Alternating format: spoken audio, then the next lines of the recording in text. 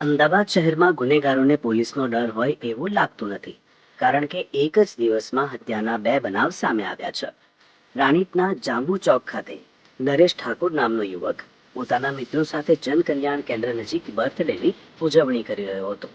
ત્યારે ઉધારીના પૈસા બાબતે ઝઘડો થતા પ્રેમ, રિતિક, સુમિત અને ઋત્વિક નામના 4 યુવકોએ આવીને બોલાચાલી કરી અને મારામારી કરી છરો મારી દીધો હતો. બીજી ઘટનામાં અસારવાની પ્રભુનગર સોસાયટીમાં રહેતા સુરેશ ભીલને સિવિલ હોસ્પિટલના ગેટ નંબર 2 પાસે ખંજર જેવા હથિયાર વડે ઘા મારવામાં આવ્યા હતા. મોડી રાત્રે ટ્રોમા સેન્ટર ખાતે તેનું મોત થયું હતું. પીડિત સુરેશને આરોપી ભાવેશ ભીલ સાથે ઝઘડો થયો હતો. બંને કેસમાં પોલીસે તપાસ શરૂ કરી છે.